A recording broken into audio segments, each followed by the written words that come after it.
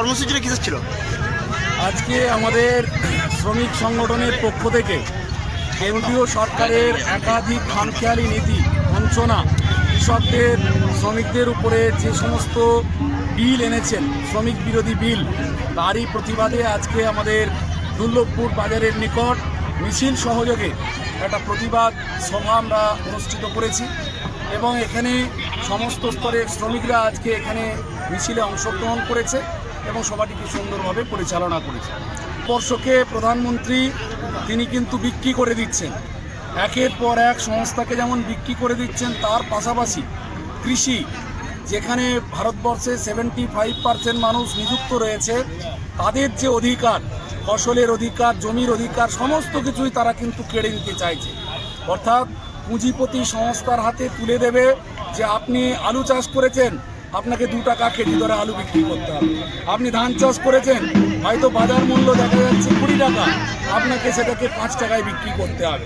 অর্থাৎ কৃষকদের যে নিজস্ব অধিকার, সেই অধিকারটা কিন্তু সম্পূর্ণরূপে বন্ধ করে দিয়েছেন এই বিজেপি সরকার। তাই তারই প্রতিবাদে, তারই বিরুদ্ধে কিন্তু আজকে আমরা সামিল হয়েছি। আমাদের যে করোনা মহামারী সারা বিশ্বে তথা ভারতবর্ষেও, ঠিক এই সুযোগে যখন মানুষ মরবো কি বাঁচবো একটা আতঙ্কের মধ্যে আছেন, সেই সময় প্রথম আমরা দেখলাম কেন্দ্রীয় সরকার একের পর এক বিল নিয়ে আসছেন। আমাদের প্রথম দেখলাম রাষ্ট্রায়ত্ত সংস্থা যেগুলো লাভজনক, সেই লাভজনক সংস্থাগুলোকে বেসরকারিকরণ করা হচ্ছে। রেলের মতন যে লাভজনক সংস্থা, সেই লাভজনক সংস্থাকেও রেল এবং প্ল্যাটফর্ম পর্যন্ত বিক্রি করে দেওয়া হচ্ছে। এই সুযোগে আমরা ফেলোর গেলে যে 700 টাকায় গরিব মানুষ দুর্গাপুর বা হাওড়া থেকে যেতে পারত বা আসানসোল থেকে, এখন রেল বেসরকারিকরণ করার জন্য সেই একই পরিষেবা, অথচ সেই 700 টাকার টিকিট আজকে প্রায় 3 গুণ হয়ে গেছে। 2100 টাকা দিয়ে আমাদের গরিব মানুষকে ভেলোর পৌঁছাতে হবে।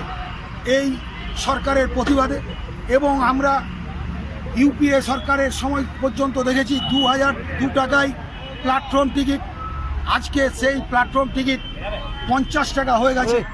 যে নাইট হল্ট করার ইউপিএ সরকারের সময় 50 টাকা ছিল, আজকে 700 টাকা নাইট হল্ট প্ল্যাটফর্মের হয়ে গেছে। এরই প্রতিবাদে, এবং কয়েকদিন আগে আমাদের যে কৃষি বিল এলো, সেই কৃষি বিল সাধারণ ক্ষুদ্র মাঝারিদের বিল নয়, এই বিল আড়তদারদের বিল। তারই প্রতিবাদে আমাদের আজকে পথে নামা।